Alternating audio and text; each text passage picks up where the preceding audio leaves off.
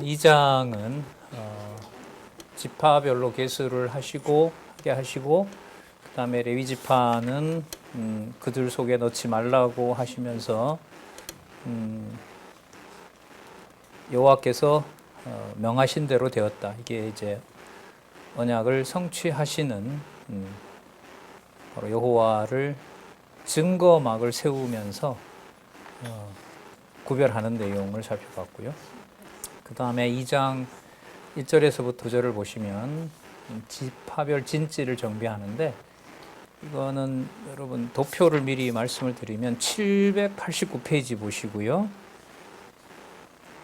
789페이지를 보시고, 그리고 아까 843이었죠?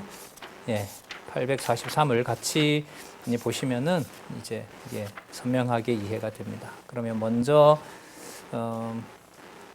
789페이지와 관련된 거는 진을 쳤을 때 어떻게 진을 치라고 하는지 와 관련이 되고요. 그 다음에 아까 10장과 관련해서 행진할 때는 그럼 어떻게 하는지, 행진할 때도 언약궤가 앞서가고요. 그 다음에 진을 칠 때에도 누구의 명을 따라야 돼요? 여호와의 명을 따라서 여호와의 장막이 언약궤가 있는 데가 중심이 되는, 뭐 누가 봐도 그리스도를 이루한 교회의 예표, 분명하겠죠. 자, 2장 1절에서부터 9절에 보면, 자, 동편부터 보고 할까요? 동편에 누가 있어요? 789페이지에 보면 동편에 누가 있어요? 유다 있죠. 유다를 중심으로 스불론과 이사갈이 있어요. 그리고 거기에 제사장은 누가 있어요? 모세와 아론의 자손이 있어요. 대제사장이 동쪽에 탁 지키고 있는 거죠. 그리고 출발할 때는 바로 언약궤를 진 이 대제사장 지파가 먼저 앞서가고 다른 지파가 보호하고 아마 이렇게 될 거예요. 2장 1절 여호와께서 모세와 아론에게 일러 가라사대 라고 하면서 동방 해돋는 편에 진치는 자는 이렇다. 그래서 3절에 동방 해돋는 편에 진칠 자는 그 군대대로 누구에게 속해 있다? 유다의 진기에 속한 자. 유다를 중심으로 바로 모여 있는 자다. 그래서 거기에 계수함을 입은 자가 74,600명이다 라고 나옵니다. 그 다음에 이사갈 지파, 스불론 지파. 9절에 보시면 유다 진에 속한 군대의 계수함을 입은 군대의 총계가 186,400명이다. 자, 행진할 때는 아까 843에 나옵니다. 자, 그 다음에 10절에서부터 16절 어느 쪽이죠? 남편이에요. 남편 보세요. 남쪽이죠? 자, 이 신약교회와 관련된 예표로서 모형과 그림자 한번 확인하고 갈게요. 785페이지 첫 번째 단락 밑에서부터 세 번째 줄, 유다 진기에 속한 자를 지명한 그 부분에 관련해서 이렇게 신약에 대한 신약 근거를 제시하고 있습니다.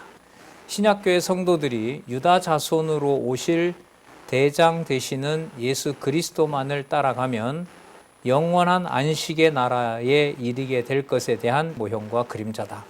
그러니까 이게 어떤 의식으로 흐를까봐 이 저자는 되게 조심을 합니다. 되게 경계를 해요. 그 칼빈이 성취됐고 국가법도 성취됐는데 의식법도 국가법도 성취되고 도덕법은 율법을 지켜야 된다라고 하는데, 이게 시간이 지나면서 의식마저도 카톨릭으로 돌아가기 때문에 돌아갈 때 근거를 어디에 쓰냐면 레위기서를 쓴단 말이죠. 근데 여러분 신문 보셨는지 모르지만 제가 요즘 이 부분의 역사를 살펴보고 있는데, 로마 카톨릭이 받았던 제도는요, 거의 99%가 로마 제국의 신을 섬기던 것을 그대로 가져온 거예요. 이 레위기서에 있는 걸 가져온 게 아니에요. 역사적으로 결국은 몰랐더라고요. 로마 제국이 망하면서 귀족들과 왕족들이, 이교도들이 겁이 나기 때문에 그들과 타협하면서 자리를 보장받고 주교가 돼요. 주교가 된 사람들의 출신들이 평민이 아니에요. 로마의 왕족들이에요. 그러다 보니 얼마 전까지 섬기던 이방신이 있잖아요. 그게 기독교가 공인이 되니까 자기네들 그 방식을 전부 뭐처럼 얘기를 하고 섬기는 거죠. 기독교적인 것처럼.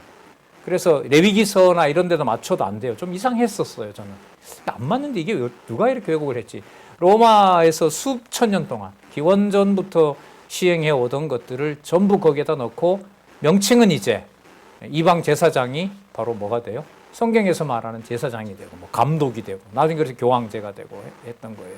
자, 어쨌든 이 저자로서는 한국 교회가 의식화되어 가는 것을 90년도 중반에도 뭐 말할 수 없이 그런 게 심했잖아요. 그래서 이 내용들은 누구에 대한 예표로서 모형과 그림자다?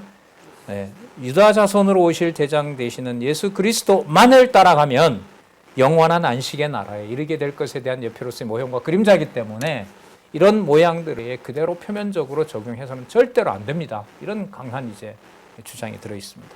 자, 남편에는 보시면은 루벤을 중심으로 갓과 시몬이 있죠. 높여 보시는 게 좋아요. 자, 그 다음에 2장 17절에 회막인 레위인의 진과 함께 중앙에서 행진하라고 명합니다. 자, 17절 볼게요. 그 다음에 회막이 레위인의 진과 함께 모든 진의 중앙에 있어 진행하되 그들의 친 순서대로 각 사람은 그 위치에서 그 길을 따라 행할지니라. 남쪽에는 레위 지파의 어느 자손이 있어요? 남 위에 보면 7, 8, 9 어느 자손? 고핫 자손. 아까 동쪽에는 누가 있었어요? 모세와 아론. 고핫 자손. 그러니까 여러분 이 설명을 히브리서에서 어떻게 해요? 이런 걸 일일이 다 해서 그리스도와 연관시키면 한이 없다는 거예요. 그렇죠. 지금 여러분 동서남북 얘기하고 지파 계산 나온 것까지 신약 성경에 성취되는 것하고 관계가 있을까요? 없을까요? 60만 3,150명이라는 숫자 하나하나가 어느 숫자는 중요하고 어느 숫자는 중요하지 않고가 될까요? 안 그렇죠. 12지파와 다 관계가 돼요. 그럼 그런 내용들을 신약의 사도 바울의 그 글로 말하면은 전부 뭐 할 수 있어요? 다 연결시킬 수가 있어요. 그렇게 쓰기 시작하면 레위기 1장에서부터 계속 그렇게 만약에 주석을 해가면 요한복음 마지막 장 마지막 절에 있는 대로 이 땅에 다 써서 두기에도 도서관이 부족한 일이 되는 거죠. 그럼 여러분 이런 걸 다르게 말하면 쓰지 않았다고 교회의 비밀이 없는 건가요? 부족한 걸까요? 아니죠. 꽉 찬 거예요, 이게. 에덴 동산 만들 때 하나님께서 불어넣었던 생기가 그리스도께서 오셔서 부활 승천하신 다음에 그 생기로 마지막 예루살렘의 최종 승리, 새 예루살렘의 승리까지 확실하게 모든 것을 성취해 가시는 거기 때문에 이 땅에 하나님의 말씀을 채울 수 없다는 말처럼 교회가 이 땅에 하나님의 충만으로 존재하는 것은 더 말할 나위가 없죠. 그게 실체이기 때문에. 그래서 에베소서에 그게 나오죠. 하늘과 땅이 통일되며 교회는 그리스도의 뭐라? 여호와 하나님의 충만이라. 충만이라. 이런 말씀이 나오는 거예요. 바로 이런 거예요. 60만 3천 이걸 다 파악해서 지파별로 어떻게 되고 역사적으로 추적할 수 있어요. 이 앞으로 12지파가 어떤 역할을 하는지는 들어가서 사사기서에 보면 당장 뭐예요? 지파들 이름이 거론이 돼요. 범죄하죠? 구원해 줍니다. 그리고 다윗이 정복 전쟁을 할 때 거명을 하되 소속을 반드시 어느 지파에 누구라고 거명을 합니다. 우리야 같은 경우에는 12지파에 속하지 않죠. 그거는 그 역사적으로 보면 그 강력한 제국이었던 히타이트 제국, 거기에 장군이었는데 그런 경우를 빼고는 다윗의 가문에 어떤 지파가 함께하고 민수기서에도 나오죠. 10장에서부터 이제 26장까지 25장까지 세대 교체해 보면 어느 지파 어떤 지파가 반란을 일으켜요. 반란을 일으킬 때 반드시 뭘 밝혀요? 어느 지파 소속인지 꼭 밝힙니다. 그럼 이런 걸 하나하나 역대기 에스라 느헤미야까지 다 찾아서 그 지파가 무엇을 했는지를 밝히는 것이 역사적으로 나중에 누가 오실 메시아가 오실 일에 대한 예표로서 모형자이고 그걸 다 연결을 시켜요. 그리고 12지파가 신약에 안 넣으면 좋은데 야고보서만 하더라도 야고보서의 수신자가 12지파예요. 요한계시록 마지막 장 20이면 누가 또 등장해요? 12지파가 또 등장해요. 그럼 이렇게 연결시키면 지금 이 지파 계수가 낸 1장에서부터 9장까지 모든 사건의 모든 지파 얘기를 장차 오실 그리스도의 교회와 연결해서 어떻게 할 수 있어요? 역사적으로 다 쓸 수가 있는 거예요, 이게. 그러니까 히브리서에서는 하나님께서 절제를 하신 거죠. 이 성경도 읽기에 버거운데 이 성경이 한 10배의 두께가 있다? 저는 너무 감사한 거예요.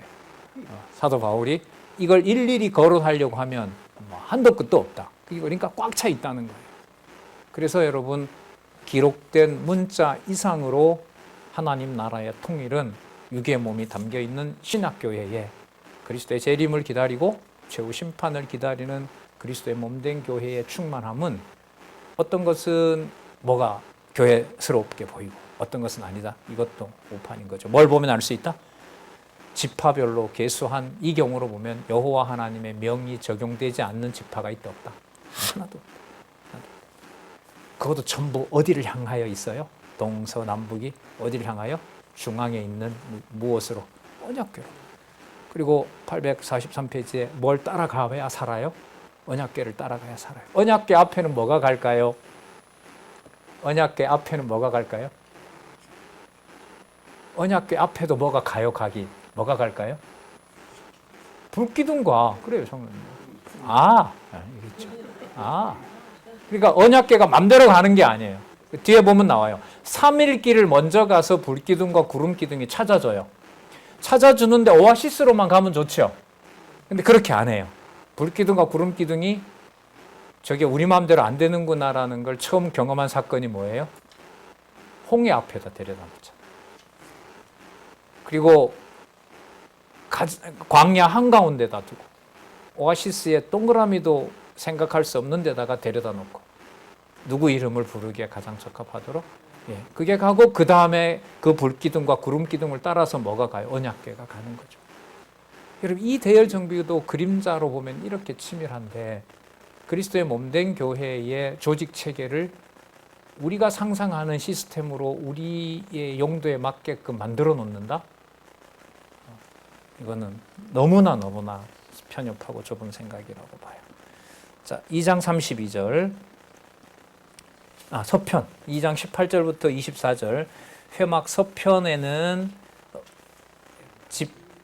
먼저 제사장이 누가 있는지 볼까요? 제사장 레위 지파에 누가 있나 볼까요? 서편에는 왔다 갔다 하셔야 돼요. 그 페이지 이렇게 오른손으로 받쳐 놓으시고요. 같이 보시기 바랍니다. 서편에는 어떤 레위 지파가 있어요? 못 찾으셨어요? 789페이지에 서쪽에는 서쪽 오른쪽 글자에 보면 어느 자손이 있어요? 게르손 자손이 있어요. 여러분, 이제는 보실만 해요.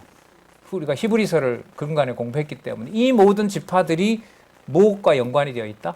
언약궤와 연관이 되어 있다는 거. 자, 레위 아들을 게르손 자손이 있고요. 거기에 지파 누구가 있어요? 에브라임을 중심으로 므낫세, 베냐민. 베냐민. 자, 그래서 24절에 18만 8,100명. 이런 숫자는 굳이 우리가 비우지 않아도. 자, 그다음 북편 내용이 나옵니다. 2장 25절에서부터 31절. 거기에는 누구의 레위의 아들 누가 있죠? 예? 제사장 누구요? 예. 무라리 지파. 그다음에 지파는 세 지파는 누구를 중심으로 누가 있어요? 단 지파를 중심으로 납달리와 아셀. 예. 여러분, 레위기서를 쓸 때 바울이 이걸 염두에 두고 썼어요. 증거가 뭐냐면 어디서 잘 만들어 주셨네요. 이렇게까지 제시를 하면 이걸 공부를 안 할 수가 없어요. 카메라로 다 찍으시고요. 프린트를 하셔서 민수기 끝날 때까지 계속 보시기 바랍니다. 그리고 이 내용이 어디에서요? 히브리서에서 성취가 되고요. 또 12지파가 어디에 나온다 그랬어요? 계시록 마지막에 나온다고 했잖아요. 계시록 12지파가 나오고 12문이 어느 민족하고 연결이 돼요? 이방 민족하고 붙어 있어요. 이방 민족하고 붙어 있어요. 너무 감사합니다. 자료 가능하면 파일로 우리 교동협에 좀 공유를 해주시면 감사하겠습니다. 너무나 감사합니다. 네. 자, 32절. 이상은 이스라엘 자손이 그 종족을 따라 계수함을 입은 자니, 자, 모든 진의 뭐라 그러죠 또? 모든 진의 뭐라 그래요? 군대. 이게 투쟁 모드예요. 투쟁은 필연적이에요. 그러니까 가정교회에서부터 태어나는 것 자체가, 육의 몸을 입고 태어나는 것 자체가 지파로 파악이 돼서 카운터 되어서 뭐 하는 자로, 군대로, 투쟁하는 자로 신약교회가 살아가는 거죠. 그 사이에 태어날 때부터 이제 엄청난 갈등과 불화와 이 모든 것들이 따라다니면서 그리스도의 통치가 어떻게 실현되고 여호와께서 어떻게 당신의 능력과 영광을 계시하시는지를 양식을 먹듯이 말씀으로 배워가는 거죠. 그런 면에서 과거에 300년 전에 미국의 청교도가 와서 시작한 집을 짓는 것보다 뭘 먼저 지었죠? 청교도가? 뭘 먼저 지었을까요? 학교부터 지었어요. 학교부터. 농사 지을 때 애들은 거기서 공동으로 먹이고 성경교육 시키라는 거죠. 율법적으로 흘렸죠. 청교도 같은 경우에. 그 칼빈주의 자체가 벌써 이제 문제를 갖고 있기 때문에 그렇게 해서 가르쳐 줬어요.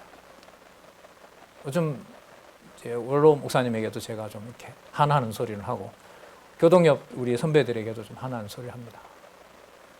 차세대 모임이 전혀 없다. 코로나 전부터. 아예 모임 자체가 없어요. 어른들만 그냥 사경에 참석해서 그냥 우리끼리 좋아하고 감동하고 끝납니다. 이거 좀 했으면 좋겠다고.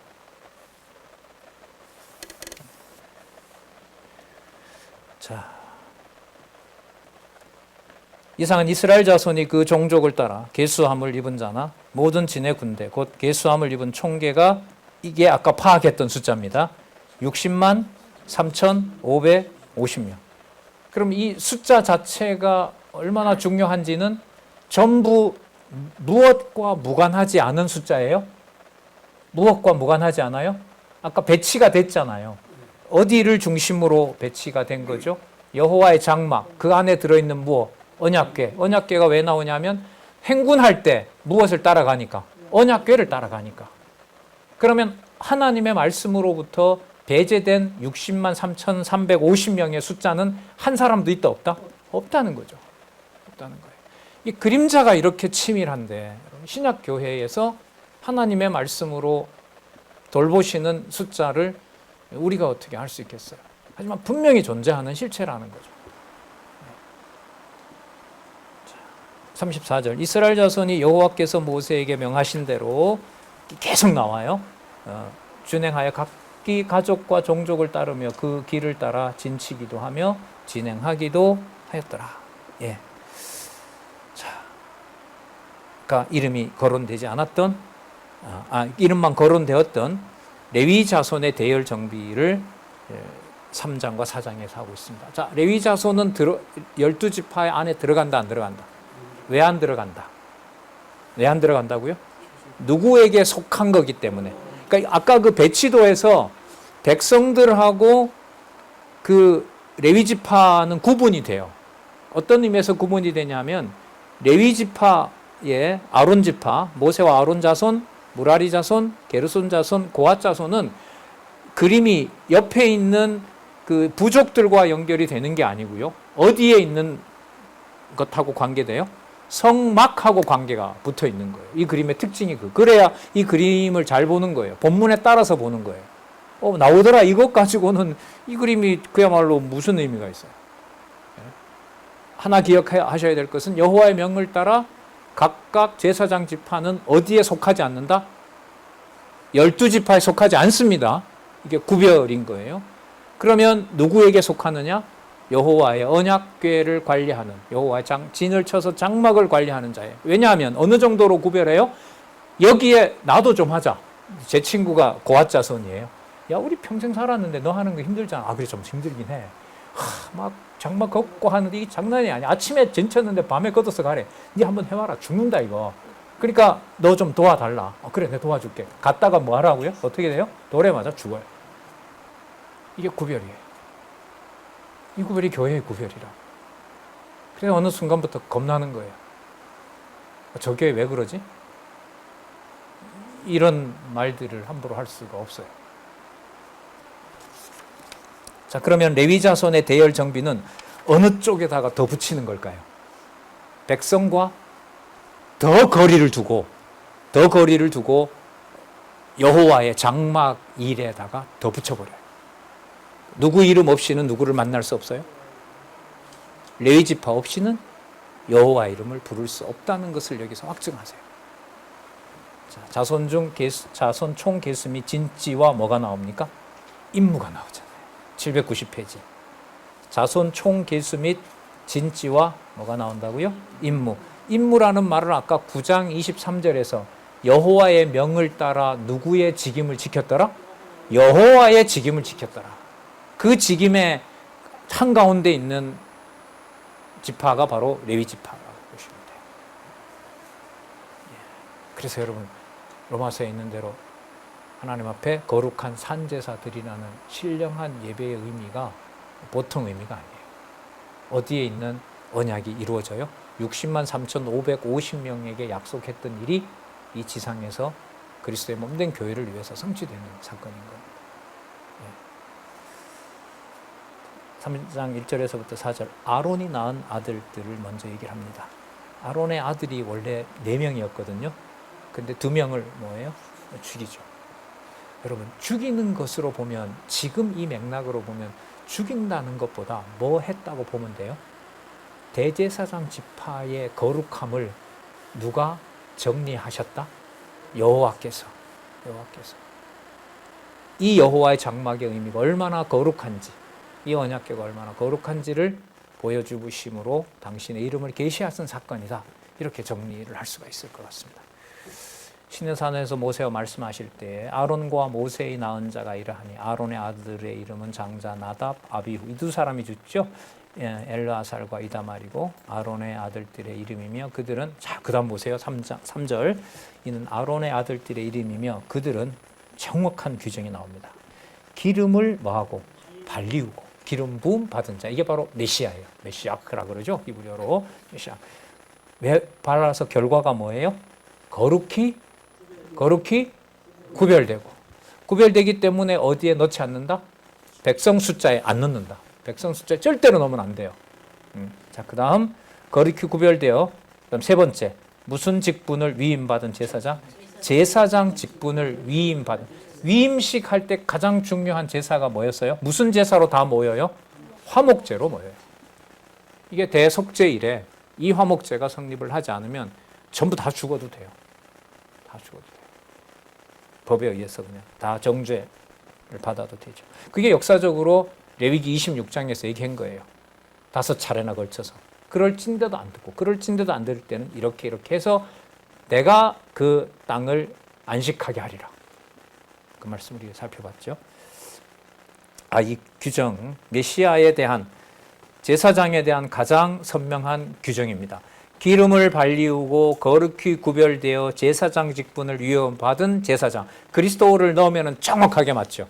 예수 그리스도께서는 기름은 부음받은 자로서 거룩히 구별된 영원한 대제사장이시고 히브리서 그가 영원한 대제사장 직분을 창세전부터 무슨 반차를 따라서? 멜기세덱의 반차를 따라서 뭐한 분이다? 위임받은 분이다. 우리는 거기에 지체가 된 왕같은 제사장이고 그리스도와 함께 통치하게 된다. 내가 통치하는 것이 아니라 말씀으로 통치한다. 위대합니다. 감동 정도가 아니라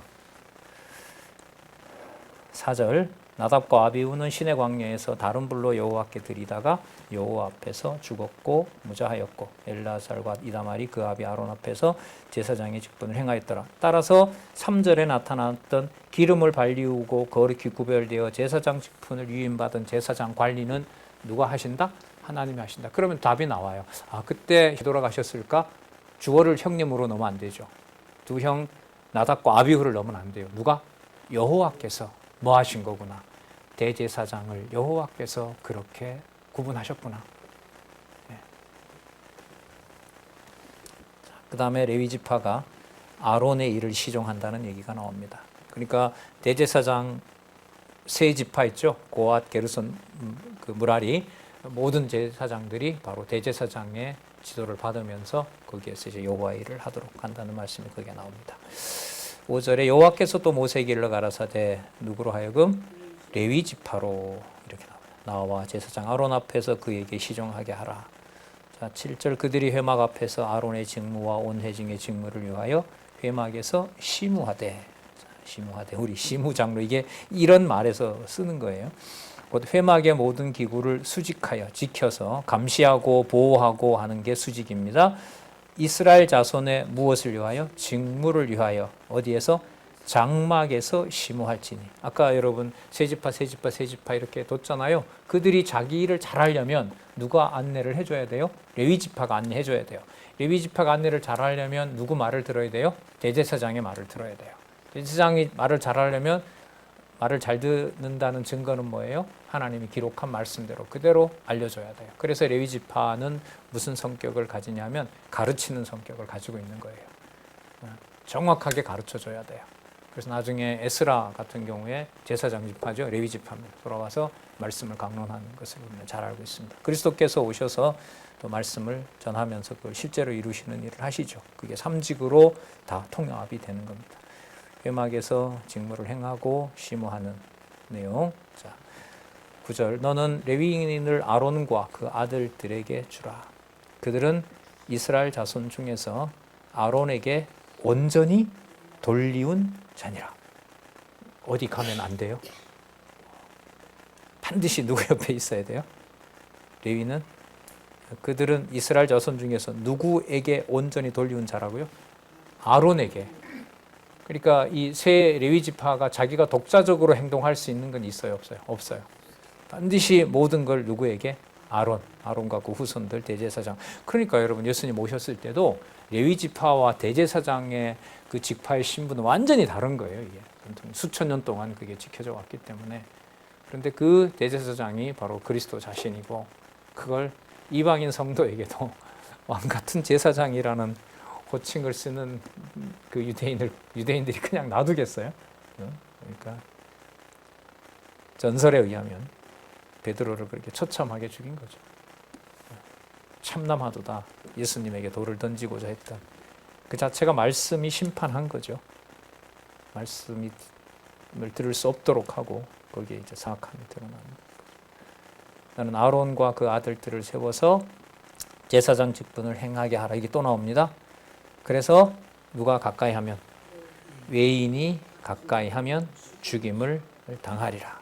이게 여호와의 거룩성입니다. 거룩성을 여호와께서 말씀을 통해서 언약궤를 앞세워서 또 언약궤를 중심으로 이루어 가시는 일입니다. 자, 그래서입니다. 그래서 11절에서부터 13절 초태생을 뭐 한다 그래요? 예. 그러니까 초태생이 태어나는 것이 초태생이 여호와 앞에서 될 수 있는 것은 어느 지파가 있기 때문에 가능해요. 레위 지파가 있기 때문에 가능해요. 이 히브리서잖아요. 그리스도가 눈물과 통곡으로 골고다에서 겸손을 아버지께 배우셨으므로 만족한 화목 제물을 드리셨으므로 바로 우리가 하나님의 자녀 된 거고 그리스도의 형제가 될 수 있다는 걸 확인했죠. 보라 내가 이스라엘 자손 중에서 레위인을 택하여 이스라엘 자손 중 모든 첫 해의 처음 난 자를 대신이 속죄지요. 속죄 대속입니다. 대신케 하였은즉 레위인은 누구다? 내 것이라. 처음 난 자는 다 내 것임은 내가 애굽 땅에서 그 처음 난 자를 다 죽이던 날에 그 이스라엘의 처음 난 자는 사람이나 짐승을 다 뭐 했다? 또 나오잖아요. 거룩히 구별했다. 그러니까 거룩히 구별한 것을 어느 지파를 빼고는 말이 안 돼요. 이게 레위 지파를 빼고는 이게 말이 되질 않아요. 아까 레위 지파 규정이 나오죠. 기름을 발리우고 거룩히 구별되어 제사장 직분을 위임받은 제사장. 이거는 아주 우리가 유용하게 암기를 해두시면 신약 성경을 봐갈 때 기름을 발리우고 이게 바로 메시아이기 때문에요. 이해하는 데 도움이 많이 될 것 같아요. 기름을 발리우고 거룩히 구별되어 제사장 직분을 위임받은 제사장. 이렇게. 자, 처음 난 것은 내 것이라. 3장 13절. 처음 난 자는 다 내 것임은 내가 애굽 땅에서 그 처음 난 자를 다 죽이던 날에 이스라엘의 처음 난 자는 사람이나 짐승을 다 거룩히 뭐 했다? 구별했어요. 대속해 주셨죠. 무엇으로? 어린 양의 피로. 그리고 첫째 거는 전부 내 것이라는 것은 누구를 통해서 받았어요? 애굽 장자를 다 받았잖아요. 애굽의 장자를 다 받은 것은 첫 태생이 누구 거다? 내 거라는 것을 확인해 준 거예요. 내 거라. 그러면 이스라엘 백성들도 다 가져가요. 그런데 뭘 바르라고 했어요? 임방과 문설주에 어린 양의 피를 바르라. 그 어린 양이 바로 누구시죠? 만왕의 왕, 만주의 주가 되시는 예수 그리스도이신 거죠. 처음 난 자, 이스라엘의 처음 난 자는 사람이나 짐승을 다 거룩히 구별하였으니 왜 그렇다고 합니까? 그들은 내 것이라, 내 것이 될 것이기 때문에 그렇다. 내가 거룩하니 너희도 거룩하다. 그 분명한 증거가 레위 지파가 숫자에 넣지 않고 누구 이름으로? 오직 여호와의 이름으로만 생활하도록 하는 거죠. 자, 하나님의 것임으로 그 후손들을 계수한다고 얘기를 합니다. 14절에 볼게요. 여호와께서 시내 광야에서 모세에게 이르러 가라사대 레위 자손을 그들의 종족과 가족을 따라 계수하되 1개월 이상의 남자를 다 계수하라. 1개월이라 그래요. 모세가 여호와의 말씀을 쫓아 그 명하신 대로 계수하니 레위의 아들들의 이름은 이러하니라. 게르손, 고앗, 무라리. 게르손의 아들들은 이렇고 고앗의 아들 이렇다. 그 다음 20절 무라리의 아들들은 그 가족대로 말리와 무신이 있는 그 종족대 레위인의 가족들. 자, 그 다음에 게르손부터 고핫, 무라리 숫자를 헤아립니다. 먼저 게르손 자손의 계수와 게르손은 여러분 동서남북 중에 어디에 있어요? 게르손은 서쪽에 있죠. 서쪽에 있습니다. 7,500명이고요. 23절에 게르손 자손들은 장막 뛰고 서편에 진치고요. 라헬의 아들 엘리아삽은 종족의 족장이고요. 여기 족장이 있습니다. 회막에 맡을 일을 분배해 줍니다. 25절 직임을 얘기해 주는 거예요. 여호와의 직임에 따라 성막과 장막과 그 덮개와 회막 문장과 뜰의 휘장과 및 성막과 단사면에 있는 뜰의 문장과 휘장 그 모든 것에 쓰는 줄들이라. 이걸 서편에 있는 게르손 자손이 맡는 거죠. 그러면 여러분 마태복음에서 그리스도께서 제사직을 성취하셨다고 했을 때 무슨 직을 구체적으로 성취하셨다고 보면 돼요? 동서남북에 있는 대제사장과 그 다음에 제사장들 레위지파 게르손, 무라리, 고핫 자손이 각각 성막에 맡은 요 일일이 해야 될 일들을 그리스도가 다 뭐 하셨다? 다 완성하셨다는 의미예요. 그걸 레위기서가 이거 일일이 다 말하면 이거 안 된다, 말 못한다, 이거 다 못 채운다. 그래서 이제 거기서 설명을 해준 거예요. 그렇다고 해서 레위기서는 공부하지 않아도 된다, 상세하게. 그런 말이 될까요, 안 될까요? 반대가 되는 거죠. 반대가 되는 거예요. 그럼 이 세상에 꽉 찬 내용들이 뭘까? 게르손 자손 보니까 이 주로 바깥에 있는 덮개 이런 걸 했구나. 이 일이 게르손 자손의 임무였구나. 여러분 이것하고요, 이 직임하고 이 각각 게르손이잖아요. 지금은 무라리가 나오고 고핫이 나올 거 아니에요. 그럼 그 사람들도 성막과 관련된 일을 할 거 아니에요. 그게 아까 9장 23절에 여호와의 명을 따라 누구의 직임을 지켰더라? 여호와의 직임을 지켰더라가 되는 거죠. 그 직임이 신약에 오면 무슨 개념으로 번역이 된다고요? 디아코니아, 할례의 수종자. 그게 그리스도가 가시면서 약속하셨던 성령을 보내셔서 로마서의 산제사가 설명이 되면서 산제사는 각자 주어진 뭐 따라? 은사 따라 생활함이 나오죠. 12장에. 신령한 예배 생활에서 첫 번째가 하나님의 뜻 분별. 기억나시죠? 두 번째 뭐죠? 은사 따라 생활함. 그 은사가 바로 게르손 자손에게 서편에서 해야 될 일을 성막, 장막, 덮개, 회막 이와 관련된 일. 이걸 안 하면 또 이걸 함부로 남에게 위임하거나 자기가 이걸 책임을 다하지 않았을 때 뭘 한다고요? 어떻게 된다고요? 죽여요. 따라서 교회 생활에서 디아코니아로 각자 받은 직분에 대해서 명령하면 야고보서에 있는 말로 말하면 자기가 재판장이 되고 입법자가 되는 거예요. 자원이라는 게 그래서 중요하고 어떤 면에서 무서운 거예요. 누가 관리한다고요? 여기 게르손, 고핫, 무라리를? 여호와께서 하세요. 이게 여러분 물리적으로도 이렇게 철저한데 그리스도의 몸된 교회가 허술하겠습니까? 이게 무서운 거예요. 그래서 말씀이 정확하게 전달됐을 때 일어나는 하나님의 주권과 은혜의 역사는 이거는 말씀을 통하지 않으면 절대로 알 수가 없어요. 자, 그 다음 고앗 볼게요. 고앗은 어느 쪽이죠? 남쪽이죠. 29절 보시면 고앗 자손의 가족들은 성막 어디에? 남편에 진친다. 자, 이들이 할까 한번 볼까요? 32절에 제사장 아론의 아들 엘르아살은 아니다. 31절 죄송합니다. 고앗 자손이 하는 일, 그들의 맡을 것은 증거궤. 여기서 이걸 드네요, 이 사람들이. 증거궤와 상과 등대, 단들, 성소에서 봉사하는 데 쓰는 기구들과 휘장과 그 안에 쓰는 모든 것이며. 그러니까 주로 뭘 맡아요? 게르손은 성소와 지성소에 있는 거. 이게 더 중요하겠죠. 똑같아요? 중요할까요? 똑같죠. 각자에게 준 직분으로 보면 그리스도 안에서는 다 같은 거예요. 이걸 등급을 나누고 차서를 나눈다. 제사장 아론의 아들 엘르아살은 레위인의 족장들의 뭐가 되고 어른이 되고 그 성소를 맡은 자를 뭐 한다?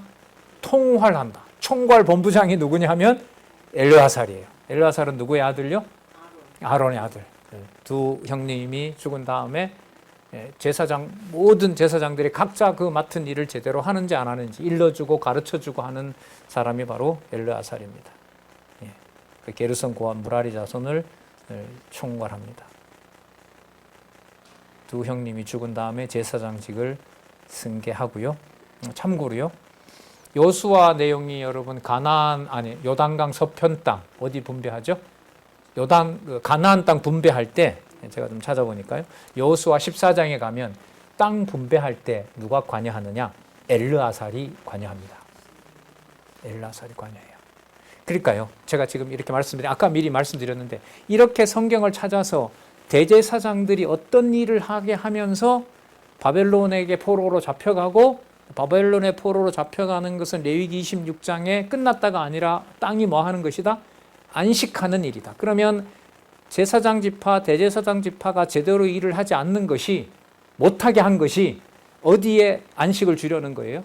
땅에 안식을 주려는 거죠. 그럼 다시 돌아와서 에스라가 이 후손이란 말이죠. 그러면 에스라가 돌아와서 성전을 재건하고 그 다음에 거기에 함께 하고 그 다음에 역사적으로 보면 다니엘서에 대한 그 주석을 보면 그 이후에 대제사장 지파가 어떻게 했는지 역사적 기록이 그거 남아 있어요. 이렇게 연결시키고 각각의 그 수많은 사건들이 장차 대제사장에 관련해서 누구를 예언하는 거예요? 메시아를 예언하는 거죠. 그럼 그 부분에 대해서 상세하게 연구를 하게 되면 요 게르손만 관련해서도 제사장 지파와 관련해서도 구약 전체를 살펴보게 되면 이런 걸 통해서 누가 오시기를 준비하셨구나. 메시아가 오기를. 그리고 그 내용들을 마태부터 시작해서 요한, 사도 바울, 그러한 10여 명 이상의 신약의 기자들이 이런 내용들을 바탕으로 기록하도록 한 내용이 예수에 의한 성취인, 성령에 의한 성취, 그리스도 성취인 바로 신약 성경이라고 보시면 돼요. 그래서 구약 내용을 지금 이게 무관한 내용이 아니에요. 이 계시록까지 가는 내용들이에요. 자, 그 안내를 지금 이 강론집에서는 이게 율법이 아니라 그리스도에게 이루어진 것이다라는 것을 알려주기 위해서 그 이른바 신학적 해석, 신약의 근거를 제시하고 있는 거예요. 이렇게 쓰인 줄 아세요? 신약이 이렇게 이루어지기 때문에 그렇습니다. 그럼 계속 얘기를 해요. 그러면 그 본문에 아까 사용하는 개념을 봤죠? 저자가 만든 개념이 아니라 어디에 있는 개념을 쓴다? 신약 성경에 있는 거. 어떤 거는 구절을 밝히지만 아닌 거는 여러분들과 제가 찾아서 공부하고.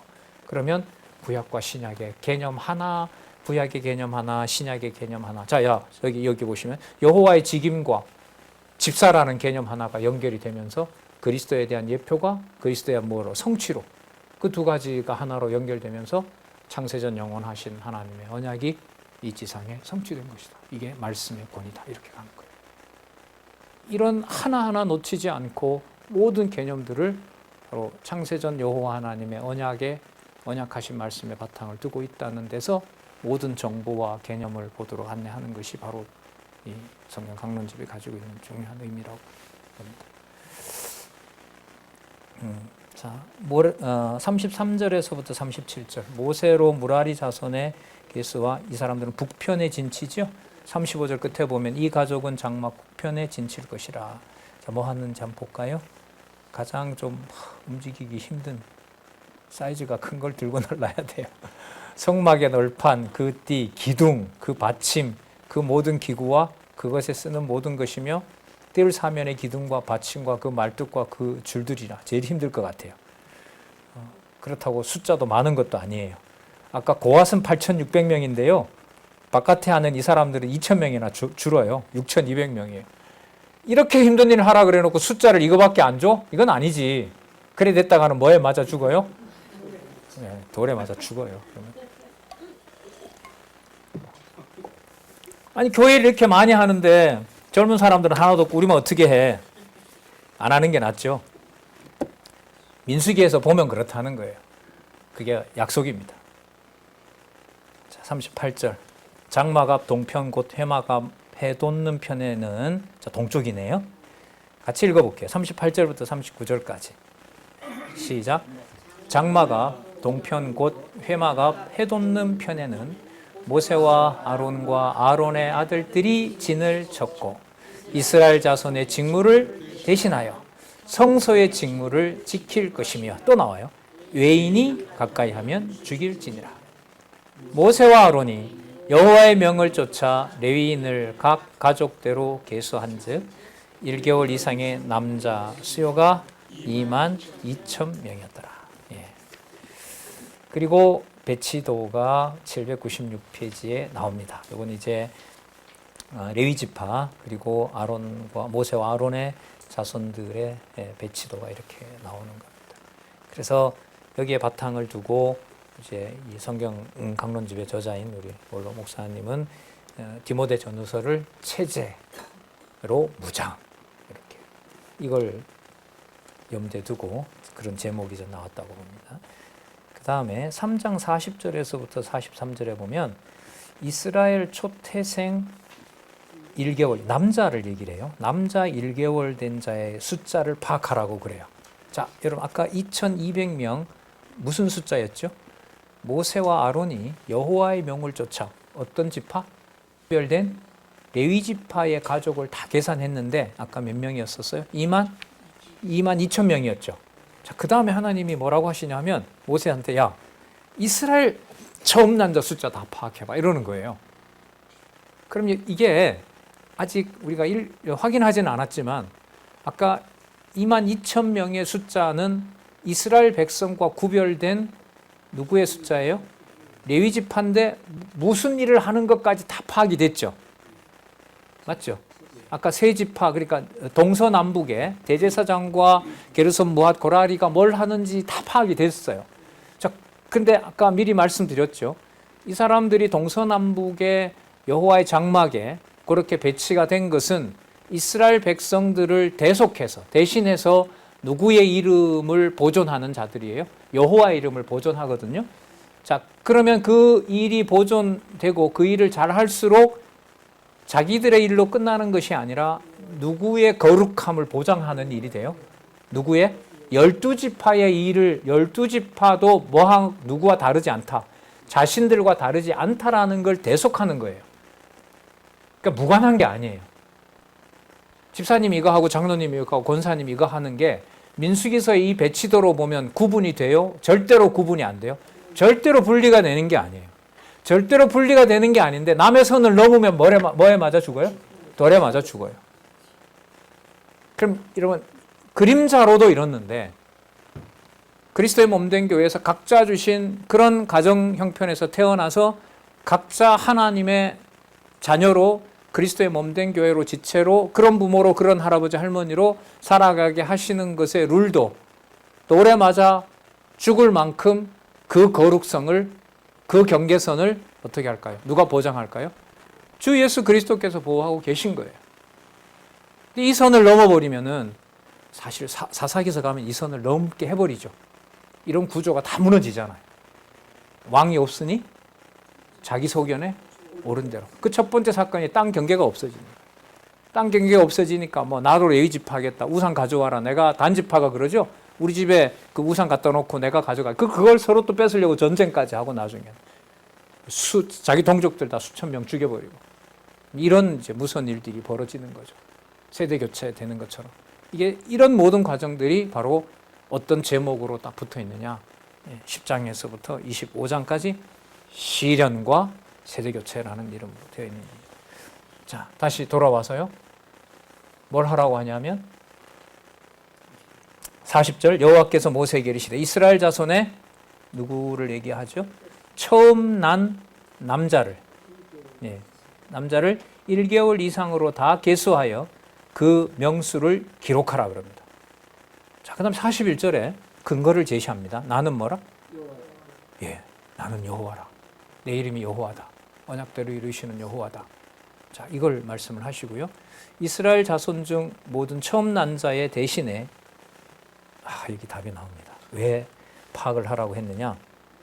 언약대로 이루는 자가 내가 여호와인데 이걸 내가 레위 지파를 아까 그렇게 진에다 배치하고 그들을 통하여 내 이름을 거룩하게 구별하기로 분명히 보여줬다.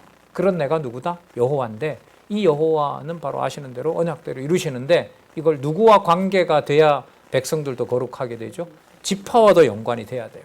그럼 지파와 연관시키는 방법을 여기서 알려주세요. 그게 뭐냐면 나는 여호와라. 이스라엘 자손 중 모든 처음 난 자의 대신에 누구를 내게 돌리라? 레위인을 내게 돌리라. 이게 결정적이에요. 1개월 된 남자아이들이 생존할 수 있는 이유는 누가 무슨 일을 잘해줘야 돼요? 레위인들이 성막에서 이 일을 잘해줘야 돼요. 이게 여러분 디아코니아예요.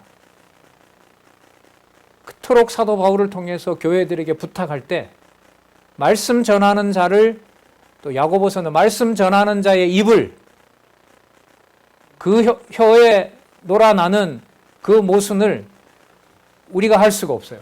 사람이 절대로 할 수 없는 것을 밝혀주고 밝혀주는 이유가 어디에 있느냐? 누구 이름의 거룩성 때문에 그렇다?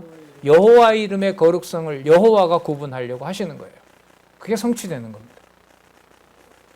레위인을 내게 돌리고 또 이스라엘 자손의 가축 중 모든 처음 난 것의 대신에 레위인의 무엇을 돌리라? 가축을 돌리라.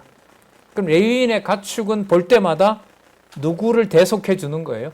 내가 지금 잡는 양을 이방인들처럼 그냥 죽여서 먹는 게 아니라 하나님이 주신 음식으로 받을 수 있는 것은 어느 지파가 있기 때문에 그래요. 레위 지파에게 저 가축이 동일하게 있기 때문에 그래요. 모세가 여호와께서 자기에게 명하신 대로 이스라엘 자손 중 모든 처음 난 자를 계수하니 1개월 이상으로 계수함을 입은 처음 난 자의 명수의 총계가 22,273명이었어요. 그럼 아까 레위 지파는 몇 명이었죠? 22,000명이었어요. 몇 명 많아요? 273명이 많은 거예요. 이게 3명까지 여기는 카운트를 다 해요. 적은 거예요. 그 당시에 태어난 아기가 처음 난 자를 계수를 했는데 273명이에요. 그러면 하나님께서 273명 계산을 못했겠죠. 273명을 모르고 하나님은 220명 한 거잖아요. 좀 무서운 것 같은데 그러면 여기서 질문을 해요. 그럼 왜 모자라는 숫자 사건이 나오지? 그럼 273명은 매칭이 되잖아요. 레위인과 처음 태어난 한 달 된 아이가 뭐가 돼요? 매칭이 되어야 대속하는 일이 벌어지잖아요. 그럼 매칭하는 숫자가 레위 숫자가 273명이 적으면 273명은 뭐가 안 돼요? 누구 자식이 아니에요? 하나님 자식이 아니에요. 이거는 없애야 돼요. 뭐 버리든가 이렇게 해야 된단 말이죠. 이게 문제가 되는 거예요, 이게. 뭐 굳이 이방인을 안 넣더라도 이게 이방인하고 관계 되지요. 물론 되죠. 장차. 자, 볼게요. 이게 어떤 의미가 있는지. 44절. 여호와께서 모세에게 일러 가라사대.